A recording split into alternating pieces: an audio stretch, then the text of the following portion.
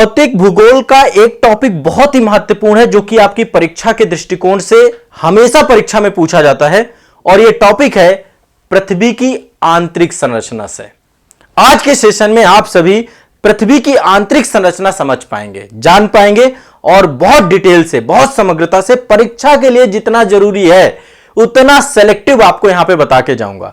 इस टॉपिक से बहुत सारे प्रश्न आए हैं, इस टॉपिक से बहुत सारे प्रश्न पूछे जाते हैं, तो चलिए इस टॉपिक को आज हम रिवील करते हैं, बहुत अच्छे से इसको पढ़ाते हैं, एक एक चीज आपकी इसकी समझाते हुए जाते हैं।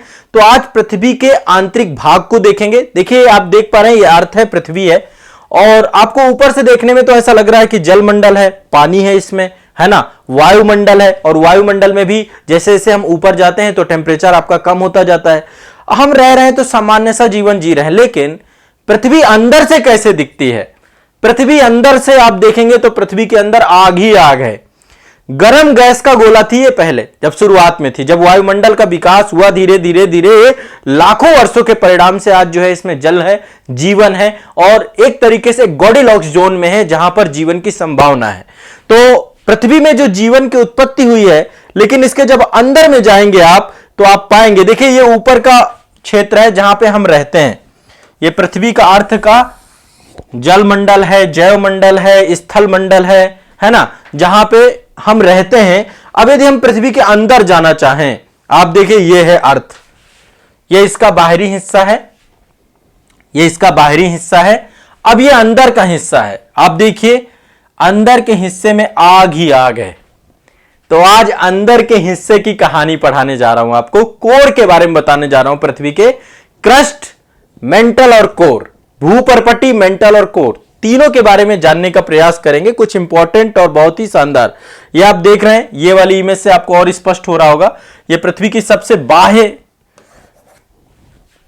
बाह्य ऊपरी जो है परत है आपकी, सबसे बाह्य परत है, फिर उसके अंदर, फिर उसके अंदर, फिर उसके अंदर, और ये बाह्य परत है। ठीक है, तो अंदर आग ही आग है, ऊपर से जो ठंडा दिख रही है अंदर धधक रही है।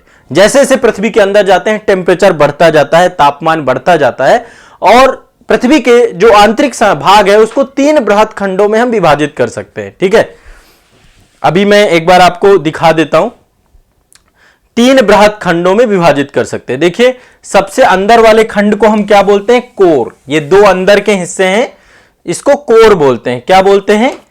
कोर या क्रोड। ठीक है, कोर।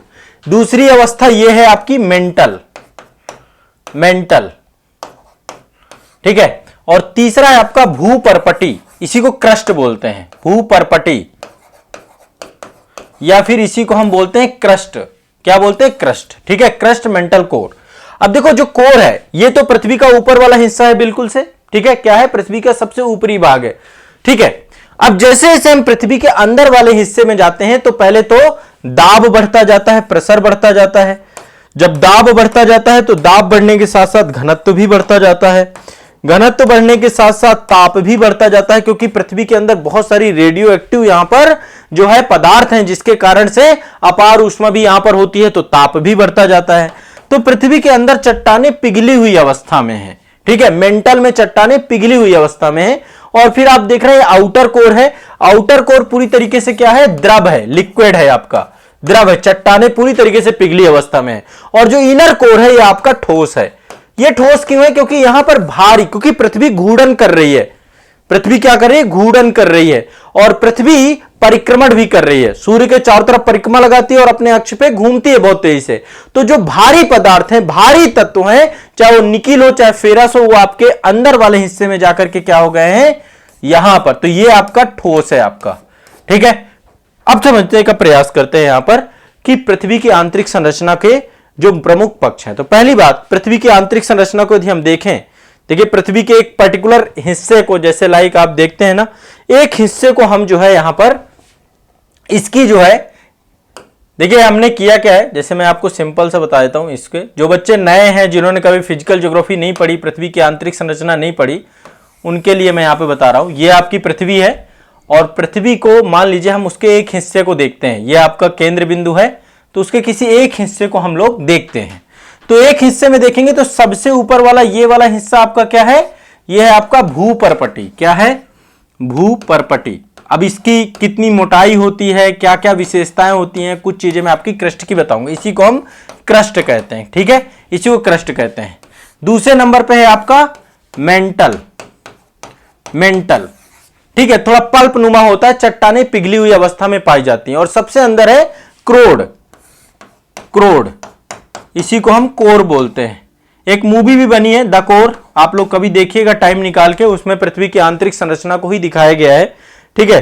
तो यहां पर जो है, हाँ ध्यान से समझना है, बस लिखते भी जाना है, कुछ चीजें डायग्राम बनाते जाना है। ये टॉपिक हमेशा के लिए आसान करने जा रहा हूं आप लोगों का, और जो इंपॉर्टेंट टॉपिक होंगे जहां से प्रश्न पूछे जा सकते हैं वो सब कुछ आपका यहां पे क्लियर हो जाएगा। तो 3 भागों में, जैसे जैसे हम नीचे जाते हैं 3 भागों में इसकी संरचना को बांटते हैं। सबसे ऊपर भूपर्पटी, ठीक है, जहां पे हम रहते हैं, क्रस्ट बोलते हैं, फिर मेंटल है, फिर कोर है, ठीक है। अब चलिए इसको लेकर के जो प्रश्न बन सकते हैं उनको समझने का प्रयास करते हैं। यहां पे देखिए, ये आप देख रहे हैं, ये भूपर्पटी वाला हिस्सा है, क्रस्ट वाला हिस्सा है, ठीक है, ये आप देख पा रहे हैं क्रस्ट वाला हिस्सा है, इसी को लिथोस्फेयर बोलते हैं। ऊपरी अपर जो क्रस्ट है आपकी, ठीक है, ये आप देखिए यहां पे ये जो सबसे ऊपर वाला ये वाली परत देख रहे हैं, ये वाली परत, इसमें आपका स्थल मंडल भी है, जल मंडल भी है। आमतौर पे देखें प्लेट विवर्तन के सिद्धांत के हिसाब से प्लेटें हैं, टोटल 7 बड़ी प्लेटें हैं और बहुत सारी छोटी छोटी प्लेटें भी हैं आपकी। तो यहां पे आप देखिए, ये आपका ऊपर जो है इसको बोलते हैं लिथोस्फेयर, ठीक है, लिथोस्फेयर। ये क्रस्ट है, इसी को अपर क्रस्ट भी कहते हैं। ये क्या है आपकी अपर क्रस्ट, सबसे ज्यादा ये अपर क्रस्ट है आपकी, ये अपर क्रस्ट। अब यहां पे थोड़ा सा इसको हम बाद में डिवाइड करेंगे, देखेंगे चीजों को।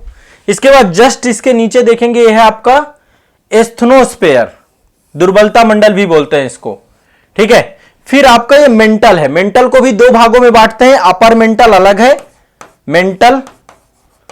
देखो सबसे पहले तो आपका सिंपल सा है, पहले तो आपका नंबर 1 क्रस्ट है, सबसे पहले क्या है आपका क्रस्ट है, ठीक है, भूपर्पटी। नंबर 2 आपका क्या है, मेंटल है, नंबर 2 आपका मेंटल है, और नंबर 3 आपका कोर है।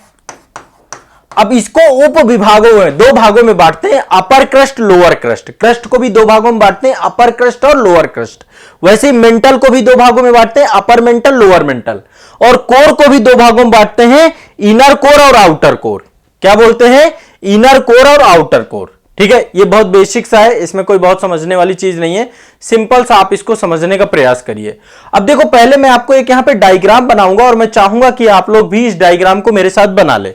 ये डायग्राम मैं नया बनाऊंगा पूरी तरीके से, और यहां पे ट्रांजिशन जो असंबद्धताएं हैं, है ना, या कह सकते हैं कि ट्रांजिशन फेज है, उसको भी हम समझने का प्रयास करेंगे, ठीक। चलो अब एक डायग्राम बना रहा हूं, मेरे साथ साथ ये डायग्राम सभी को बनाना है, सभी छात्र इस डायग्राम को बनाएंगे, ठीक है। पृथ्वी की आंतरिक संरचना में हम एक हिस्सा ले रहे हैं ये, ठीक।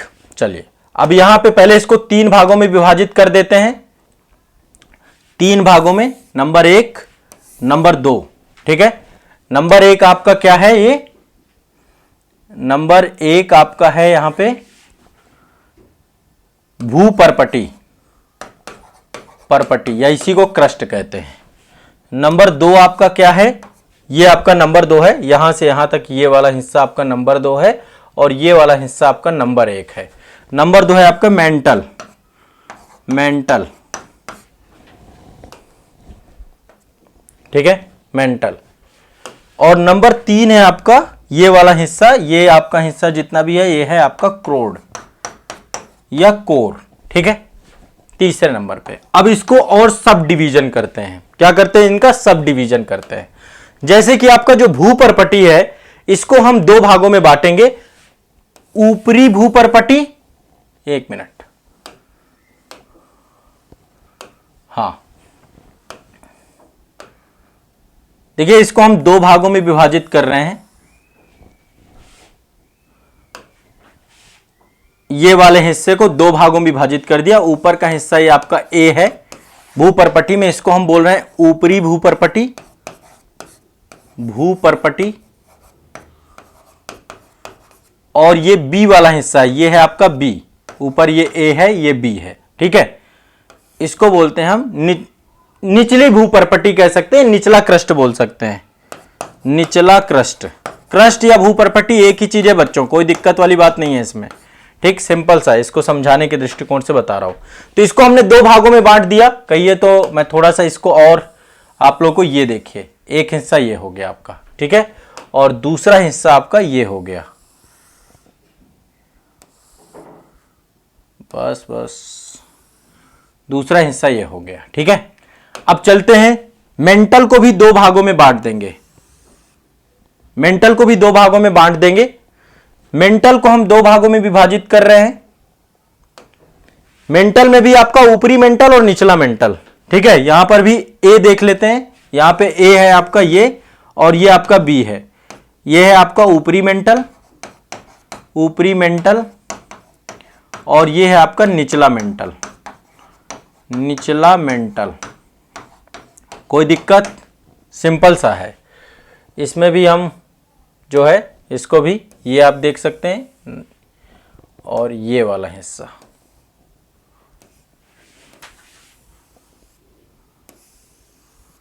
ठीक है।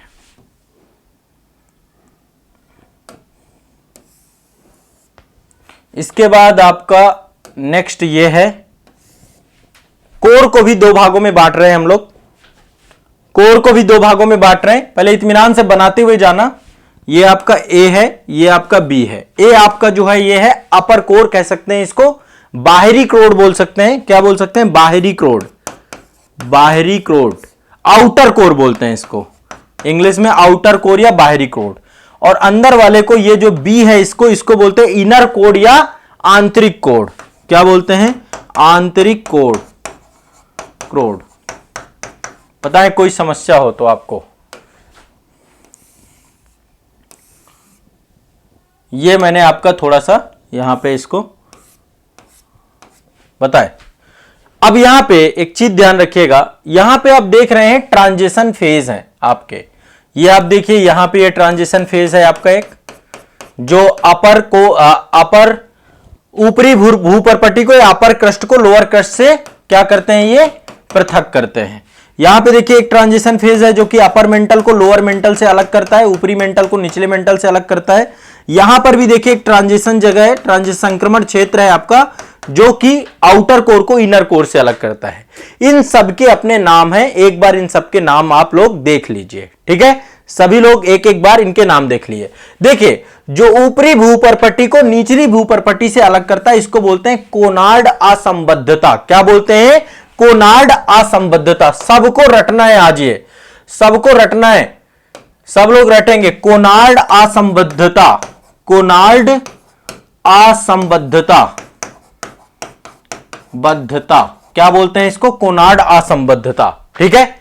जो ऊपरी मंडल, ऊपरी क्रस्ट को निचले क्रस्ट से अलग करे, उसे कोनार्ड असंबद्धता कहते हैं, ठीक है।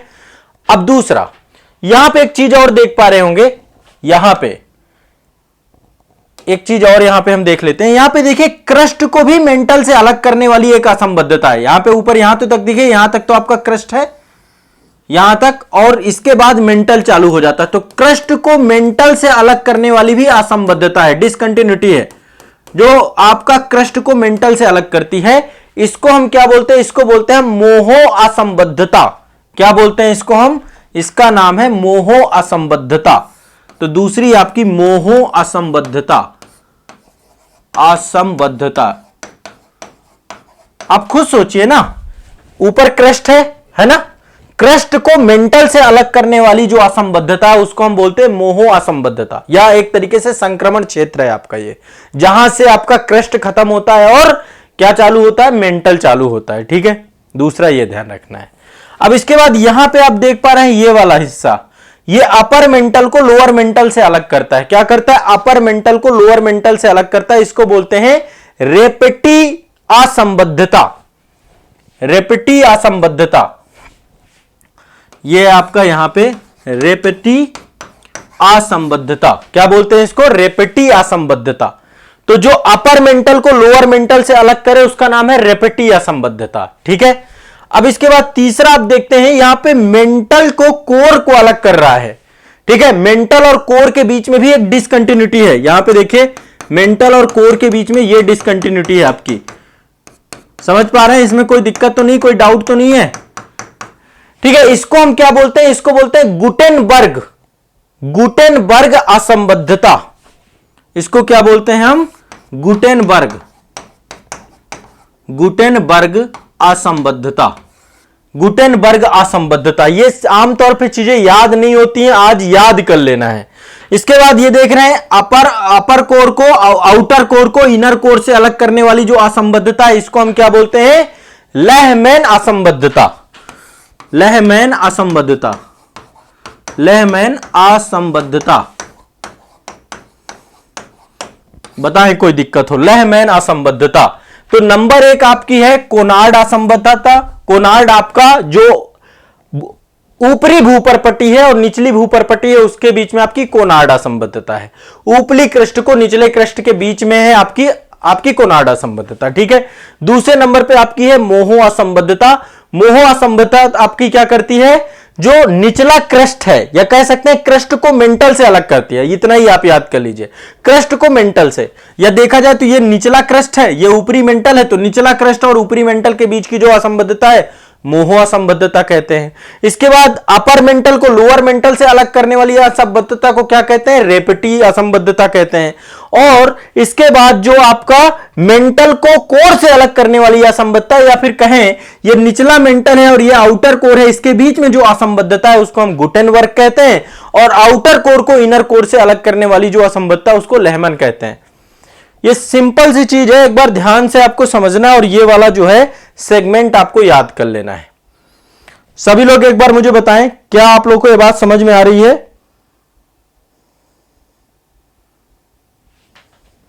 हाँ, मैंने क्लास में भी इसको अच्छे से ही पढ़ाया है। अब यहां पे एक बार जो है आप एक बार इसको क्या करें? रिवाइज कर ले। ये एक तरीके से रिवीजन क्लास के तौर पे भी आपको रखना है और साथ में आपकी जीएस को बूस्ट कर दिया जाएगा। जीएस को आपको याद कर लेना है। ठीक है, तो ये अपने आप में बहुत ही शानदार है। ठीक है, ध्यान रखना है। तो ये आपको पहले तो मैंने आपको ये बता दिया, एक फॉर्मेट ये है। ये चीजें आमतौर पे याद नहीं होती हैं, आप लोग इसको बना लीजिएगा। तो एक तो आपको ये याद करना है क्रस्ट मेंटल कोर। फिर क्रस्ट मेंटल कोर को भी दो भागों में बांट दिया, ऊपरी क्रस्ट और निचली क्रस्ट। ऊपरी और निचली क्रस्ट के बीच में जो डिसकंटिन्यूटी है, असंबद्धता, उसको कोनार्ड असंबद्धता कहते हैं। फिर इसके बाद क्रस्ट के बाद मेंटल, तो मेंटल और क्रस्ट के बीच की असंबद्धता को मोहो असंबद्धता कहते हैं। फिर इसके बाद अपर मेंटल और लोअर मेंटल, इनके बीच की असंबद्धता को रेपेटी कहते हैं। फिर मेंटल और कोर के बीच की असंबद्धता को गुटेनबर्ग कहते हैं। फिर आउटर कोर और इनर कोर के बीच की असंबद्धता को लहमन कहते हैं। बहुत नॉर्मल चीज है, रट गया होगा मुझे जहां तक लगता है। अब एक एक करके देखते हैं। पहले देखते हैं भूपरपट्टी के बारे में। जो आपका ये ऊपरी वाली भूपरपट्टी है, क्रस्ट। देखिए, क्रस्ट का जो औसत घनत्व होता है, जो अपर क्रस्ट है आपका, आमतौर पे देखा जाए तो इसका जो औसत घनत्व होता है वो होता है 2.8। ठीक है। और जो निचला क्रस्ट है, जब अपर क्रस्ट के का औसत घनत्व 2.8 होता है, निचले क्रस्ट का जो आपका औसत घनत्व वो 3 होता है, 3.0। जैसे जैसे हम नीचे जाएंगे आपका घनत्व बढ़ता जाएगा। क्या बढ़ता जाएगा? घनत्व बढ़ता जाएगा। क्यों बढ़ता जाएगा? क्योंकि दबाव बढ़ता जाता है, दाब बढ़ता जाता है, प्रेशर बढ़ता जाता है। तो जैसे जैसे प्रेशर बढ़ेगा वैसे वैसे घनत्व भी आपका क्या होता जाएगा? घनत्व भी बढ़ता जाएगा। किसी भी पदार्थ का जब उसमें दबाव लगाते हैं, दाब लगाते हैं, तो घनत्व बढ़ता है। ठीक है, तो ये ध्यान रखिएगा। एक चीज तो आपको ये याद रखना है कि जो आपका भूपरपट्टी है, इसका घनत्व कितना है? 2.8। और ये निचले क्रस्ट में लगातार बढ़ती जाती है, क्योंकि घनत्व में यह अंतर दबाव के कारण आ जाता है। दबाव बढ़ता है तो घनत्व बढ़ता है। जैसे जैसे हम नीचे जाएंगे ये बढ़ने लग जाएगा। ठीक है। दूसरी बात, अपर क्रस्ट और निचले क्रस्ट के बीच में कौन सी डिसकंटिन्यूटी है, कौन सी असंबद्धता है? कोनार्ड असंबद्धता। ये बहुत सिंपल से ध्यान में रखना है। जो भूपरपट्टी है आपकी, क्रस्ट है, इसका निर्माण हुआ है सिलिका और एल्युमिनियम से। किससे? सिलिका और एल्युमिनियम से। इसलिए इसको सियाल भी कहा जाता है। सियाल भी कहा जाता है। यहां पर सिलिका और एल्युमिनियम सबसे ज्यादा है। क्या है? सिलिका और एल्युमिनियम। क्या है? सिलिका और एल्युमिनियम। एक चीज और ध्यान रखिएगा, जो क्रस्ट का महाद्वीपीय भाग है, जहां पे महाद्वीप हैं आपके, है ना, महाद्वीप जहां पर हैं, उनकी जो है वहां पर आपकी क्रस्ट की मोटाई कितनी होती है? 30 किलोमीटर। ठीक है, मैं एक बार इस मानचित्र से आपको दिखा देता हूं। देखिए यहां पर, देखिए क्रस्ट को यहां पे देखेंगे। क्रस्ट, एक बार ये वाला मानचित्र बहुत इत्मीनान से देखिएगा। ठीक है, ये क्रस्ट है आपकी, और यहां पे आप पाएंगे ठीक है, यहां पे आप पाएंगे ये ऊपर वाला जितना भी हिस्सा ये आपका क्रस्ट है। ठीक है, एक मिनट, हाँ ये देखिए आप, तो यहां पर देखिए ये वाला हिस्सा, ये हिस्सा यहां पे तो देखिए ये ज्यादा, क्योंकि स्थल भाग में क्या है, उच्चावच बहुत ज्यादा है, समुद्र तल से ऊंचे भी होते हैं। तो जो आपका स्थल भाग है, स्थल भाग की जो क्रस्ट है, महाद्वीपीय भाग की जो क्रस्ट है, वो लगभग 30 किलोमीटर की उसकी मोटाई होती है। कितनी होती है? 30 किलोमीटर मोटाई होती है। कितनी होती है? 30 किलोमीटर, ठीक है, मोटाई होती है। और जो आपका महासागरीय क्रस्ट है, आपकी महासागरीय भूपरपट्टी है, जहां पे महासागर है, उसकी बात करें तो वो आपकी टोटल 5 किलोमीटर होती है। तो क्रस्ट की मोटाई महासागर में कम होती है और स्थल भाग में ज्यादा होती है। सिंपल सी बात यह है। अब देखो, जो महाद्वीपीय क्रस्ट है ये आपकी हल्की होती है, क्योंकि ग्रेनाइट की परत होती है। किससे बनती है ये? महाद्वीपीय क्रस्ट आपकी ग्रेनाइट की चट्टानें होती हैं, ग्रेनाइट से बनती है, ग्रेनाइट से। और वहीं जो महासागरीय क्रस्ट है ये आपकी बेसाल्टिक होती है, बेसाल्टिक चट्टानों से बनती है। ठीक है, तो इसका घनत्व तो ज्यादा होता है इसकी तुलना में, इसीलिए ये हल्की होती हैं, ऊपर आ जाती है, और ये नीचे होती है। महासागरीय जो आपकी प्लेट होती है वो काफी भारी होती हैं। हमेशा महासागरीय प्लेट ही सबडक्ट होती है, नीचे जाती है। महाद्वीपीय प्लेट आपकी सबडक्ट नहीं होती कभी भी। तो यहां पे क्या रखना है? महाद्वीपीय क्रस्ट आपकी कैसी है? ग्रेनाइट की परत की है, और महासागरीय की परत आपकी बेसाल्टिक है। ये दिमाग में बैठा के रखना है। ठीक है, और एक चीज और दिमाग में रखना है कि महासागरीय क्रस्ट का घनत्व ज्यादा होता है, महाद्वीपीय क्रस्ट का घनत्व कम होता है। यानी महाद्वीपीय भूपरपट्टी जो होती है वो हल्की होती है महासागरीय भूपरपट्टी की तुलना में, क्योंकि उसकी डेंसिटी आप खुद देखिए ना। एक बड़ी सी नाव, लकड़ी का एक बड़ा सा टुकड़ा जो है जल में तैरता रहता है, और पानी जो है लोहे की एक छोटी सी कील डूब जाती है। उसके पीछे का रीजन क्या है? आपका घनत्व ही तो है। जब घनत्व ज्यादा होगा तो महासागरीय जो आपकी प्लेट है बेसाल्टिक चट्टानों से बनती है, इसका घनत्व ज्यादा होता है, इसलिए ये नीचे रहती है आपकी। और ये जो है आपकी ग्रेनाइट चट्टानों से बनती है, और इसका घनत्व महासागरीय की तुलना पे कम होता है, इसलिए ऊपर रहती है, ऊपर फ्लोट करती रहती है। ठीक है, जब आपको प्लेट व्युत्पन्न की सिद्धांत पढ़ाऊंगा तो ये आपको चीजें और क्लियर हो जाएंगी और स्पष्ट हो जाएंगी। तो एक बात आपको यह भी ध्यान में रखना है। ठीक है, स्पष्ट है? तो पहला तो आपका हो गया क्रस्ट। दूसरा है मेंटल। दूसरा हिस्सा आपका मेंटल का है। ये अब हम आपको इसको कंप्लीट खत्म। अब नेक्स्ट बात करते हैं मेंटल की। ये आप देख पा रहे हैं, ठीक है। मेंटल लाइक यहां पे चट्टानें पहली बात पिघली हुई अवस्था में पाई जाती हैं। ठीक है, कहां पे? पिघली हुई अवस्था में। और मेंटल आपका जो है दो भागों में है, मैंने आपको बताया था अपर मेंटल और लोअर मेंटल। तो अपर मेंटल आपका लगभग ये 70 किलोमीटर से स्टार्ट होकर के 400 किलोमीटर तक है। ये 70 किलोमीटर से लेकर के 400 किलोमीटर तक आपका क्या है? अपर मेंटल है, अपर मेंटल है आपका। ठीक है, और उसके बाद जो है आपका ये पूरा जो है लगभग 2900 किलोमीटर क्षेत्र में आपका मेंटल फैला हुआ है। आपका जो लोअर मेंटल है कितना? 2900। ध्यान रखना है इस बात को। ठीक है, 2900 तक फैला हुआ है आपका। ठीक है, यहां पे चट्टानें पिघली हुई अवस्था में होती हैं। भूपरपट्टी या जो आपकी एक तरीके से प्लेटें हैं, आपकी जो क्रस्ट है इसी के ऊपर तैरती हैं, आपकी एस्थेनोस्फीयर के ऊपर ही तैरती हैं आपकी। ठीक है, तो मेंटल आपका पृथ्वी का लगभग 83% आयतन जो है लिए हुए है और 67% द्रव्यमान लिए हुए है। मेंटल 83% आपका आयतन लिए हुए हैं, आयतन लिए हुए हैं, वॉल्यूम टोटल पृथ्वी का सबसे बड़ा हिस्सा मेंटल ही है, और लगभग 67% हिस्सा इसका द्रव्यमान लिए हुए, 76% इसका द्रव्यमान है। पृथ्वी के टोटल मास का जो है मेंटल सबसे बड़ा हिस्सा है। 83% वॉल्यूम है यहां पे, और यहां पे गैसें बहुत सारी पाई जाती हैं, रेडियो एक्टिव पदार्थ बहुत पाए जाते हैं, चट्टानें पिघली हुई अवस्था में पाई जाती हैं। ठीक है, तो ये आपको एक बार ध्यान रखना है, इस बात से क्वेश्चन पूछे जा सकते हैं।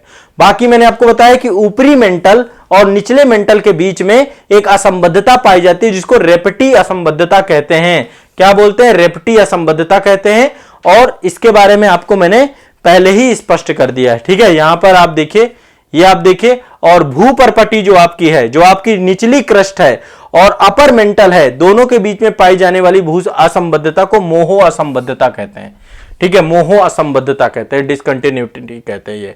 तो यहां पर जो चट्टानें पाई जाती हैं एक तरीके से लाइक आप देखते हैं ना पल्प नुमा होती हैं। पल्प नुमा मतलब जैसे कि आप देखते हैं ना कोई भी फल होता है, जैसे मान लीजिए आम है आपका, जब वो पक जाता है तो वो तो पूरी तरीके से लिक्विड नहीं होता है, वो पल्प नुमा जो है गूदे नुमा चीजें होती हैं, वैसे चट्टानें यहां पर पिघली अवस्था में पाई जाती हैं। ठीक है, यहां पे संवहनीय धाराओं का भी निर्माण होता है जो कि एक ड्राइविंग फोर्स का काम करती हैं, जो प्लेटें आपकी एक दूसरे के साथ अभिसरण करती हैं, एक दूसरे के दूर जाती है।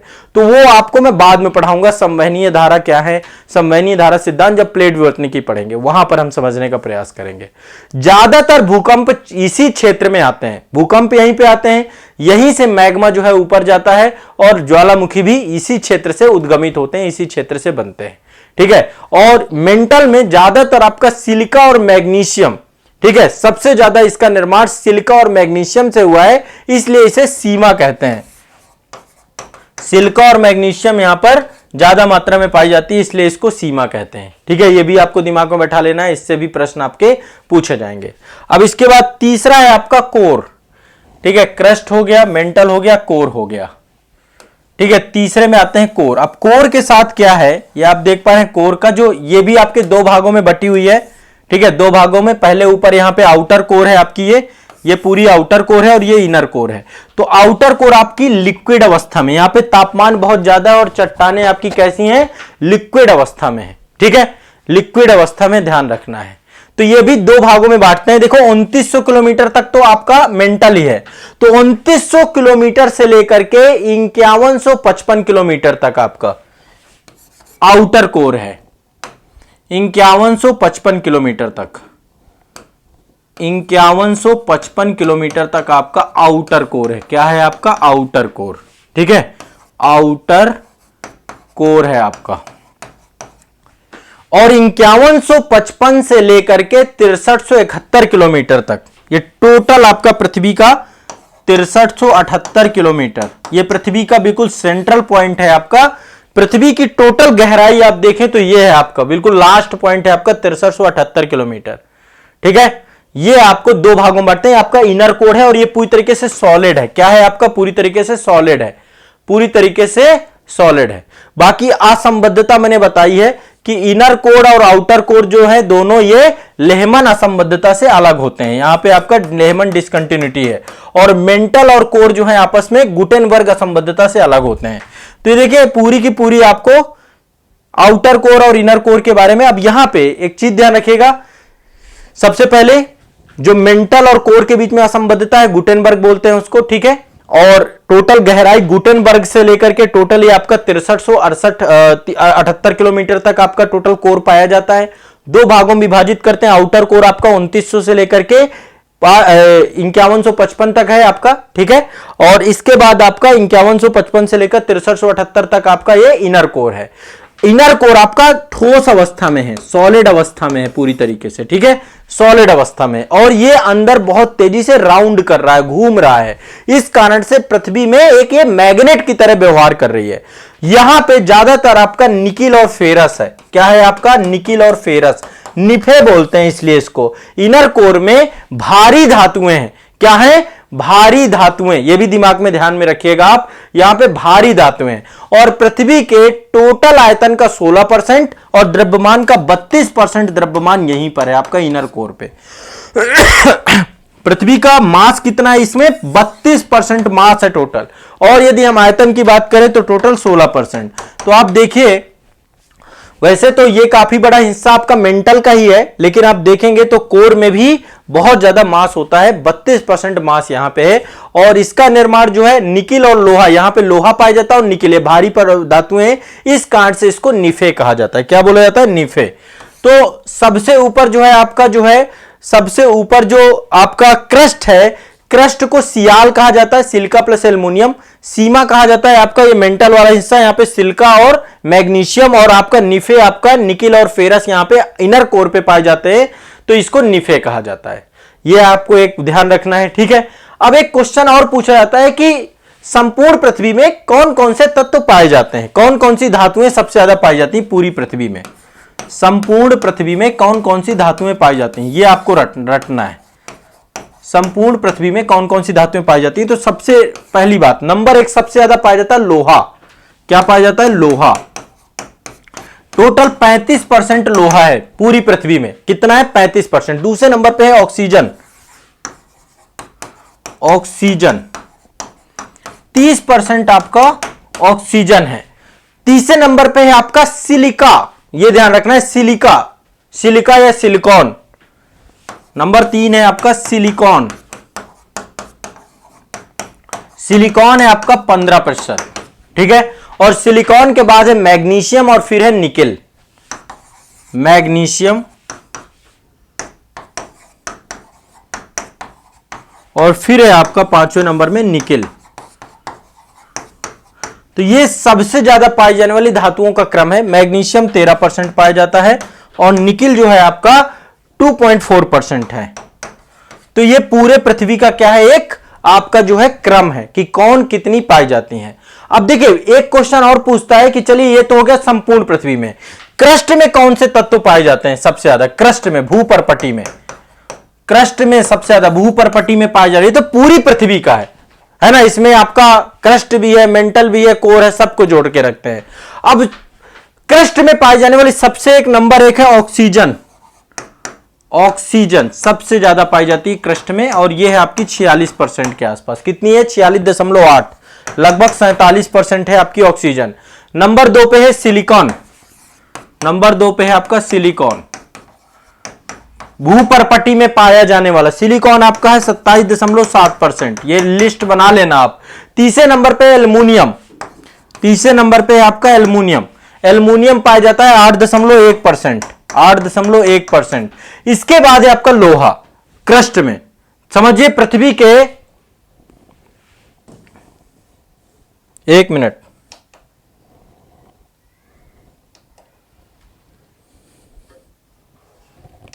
थोड़ा सा तकनीकी कुछ समस्या आ गई है, थोड़ा सा प्रतीक्षा कर लीजिए। समझ में आ रहा है आप लोगों को? सभी को समझ में आ रहा है कि नहीं आ रहा? बताओ। अभी स्टार्ट हो रहा है। अब वे भी बेचारा थक जाता है, क्या करे, दिन भर काम करते करते।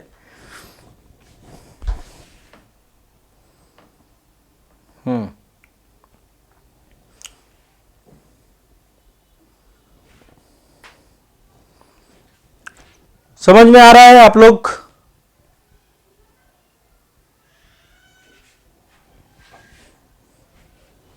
ठीक है, ठीक है, बिल्कुल रट लेना। देखो ये टॉपिक से क्वेश्चन पूछता है, इसलिए मैं इतना जोर दे रहा हूं, इसलिए मैं इस टॉपिक को आपका पूरा ये है कि आप लोगों को समझ में आ जाए चीजें। हाँ, तो यहां पे हम एक क्रम देख रहे थे। ये आपका नंबर 1 ऑक्सीजन है, नंबर 2 है सिलिकॉन, नंबर 3 में एल्युमिनियम और नंबर 4 जो आपका है जो पृथ्वी में पाया जाने वाला है वो है लोहा। नंबर 4 है लोहा। लोहा 5% पाया जाता है, 5%। तो देखा जाए तो क्रस्ट में लोहा जो है बहुत कम पाया जाता है। पूरी पृथ्वी में देखें तो सबसे ज्यादा है, लेकिन वो आपका कोर वाले हिस्से में है। ठीक है, लोहा आपका कहां पे? कोर वाले हिस्से में। अब वहां से थोड़ा माइनिंग हो सकती है। और फिर है आपका कैल्शियम, 5वें नंबर पे है कैल्शियम। कैल्शियम, ठीक है, इसकी मात्रा है आपकी 3.6। बाकी फिर बहुत सारे तत्व हैं जो कि पृथ्वी में पाए जाते हैं। ठीक है, तो ध्यान रखिएगा लोहा से ज्यादा एल्युमिनियम पाया जाता है क्रस्ट में। तीसरे नंबर पे एल्युमिनियम है। तो ये क्रम पूछा जा सकता है आपसे। संपूर्ण पृथ्वी में नंबर 1 लोहा, फिर ऑक्सीजन, फिर सिलिकॉन, फिर मैग्नीशियम, फिर निकेल। और यहां पे क्रस्ट में सबसे ज्यादा ऑक्सीजन, फिर आपका सिलिकॉन, फिर एल्युमिनियम, फिर लोहा। चौथे नंबर पे है लोहा। स्पष्ट है? ठीक है, तो ये आपका भूपरपटी से जुड़ी हुई, पृथ्वी की आंतरिक संरचना से जुड़ी हुई कुछ महत्वपूर्ण बातें थी जो आप लोगों को बताना था। ठीक है, अब देखिए एक बार यहां पे और समझ लीजिए कि पृथ्वी की जैसे जैसे हम आपके अंदर जाते हैं, जैसे जैसे हम गहराई में जाते हैं, वैसे वैसे पृथ्वी का घनत्व तो बढ़ता जाता है। जो आपका ये ऊपरी अपर क्रस्ट है, अपर क्रस्ट है जो आपकी यहां पे तो घनत्व तो रहता है 2.9। रुक जाइए, इसको थोड़ा सा और, हाँ, ये वाला जो हिस्सा है यहां पे तो रहता है आपका 2.9। ठीक है, फिर जैसे ही हम जो है लोअर क्रस्ट में जाते हैं, यही आपका 3 हो जाता है। फिर 3, ये अपर मेंटल में आपका 3.8 हो जाता है, फिर लोअर मेंटल में आपका 4.3 हो जाता है, फिर आपका 5.5 हो जाता है। जैसे जैसे हम नीचे बढ़ते हैं, ठीक है, यही कोर में आपका घनत्व 10 हो जाता है, और यही आपका जो आंतरिक कोर है यहाँ पे 12.3 हो जाता है, फिर 13.3 हो जाता है, फिर आपका सबसे आंतरिक पॉइंट जो आपका है ना, यहां पे हो जाता है 13.6। तो जैसे जैसे हम नीचे जाते हैं इसका घनत्व क्या हो रहा है, बढ़ता जा रहा है। क्यों? दबाव बढ़ता जा रहा है, दबाव के कारण से घनत्व बढ़ता जा रहा है। ठीक है, यह आपको ध्यान में रखना है। और भूपर्पटी समझ गए, मेंटल समझ गए, आंतरिक कोर और बाह्य कोर, इसको समझ गए आप। ठीक है, तो ये पृथ्वी की आंतरिक संरचना से जुड़ी हुई कुछ महत्वपूर्ण पक्षों को लेकर के हमारी चर्चा थी। निश्चित तौर पे मैं उम्मीद करता हूं कि आप सभी, ये देखिए, ये आपका यहां पे दिया गया है जो क्रस्ट है, क्रस्ट का जो है घनत्व 3 ग्राम प्रति घन सेंटीमीटर है। फिर यहां पे आप देखिए निचले मेंटल में यही आपका 5.5 ग्राम घन सेंटीमीटर हो जाता है, और जो आपका इनर कोर है यही आपका 13.6 सेंटीमीटर हो जाता है। यहां पे देखिए सबसे लास्ट पॉइंट आपका 6378 है आपका, ये कई जगह पे 6378, कई जगह पे 6371 कुछ भी मिलता है, सही है वो। ठीक है, और ये आपका 5100 से लेकर के 63, ये आपका इनर कोर है। फिर इधर आप देखिए 2900 से लेकर के आपका 5100 तक आपका ये आउटर कोर है। और फिर यहां पे देखिए ये सबसे ऊपरी परत है आपकी क्रस्ट की 0 किलोमीटर, जहां पे हम रहते हैं उससे 30 किलोमीटर तक जाएंगे आप। ठीक है, तो आपका फिर मेंटल स्टार्ट हो जाता है, और मेंटल का ये 0 यहां 30 से लेकर के 700 तक अपर मेंटल, और फिर इसके बाद आपका 2900 तक आपका लोअर मेंटल। तो ये आपका जो है इसकी जो है स्थिति है। तो ये आपको दिमाग में याद रखना है, ये क्वेश्चन पूछे जाएं तो आप आसानी से बता दें। ठीक है, तो ये आपका पृथ्वी की आंतरिक संरचना से जुड़ी हुई विषय वस्तु थी। ठीक है।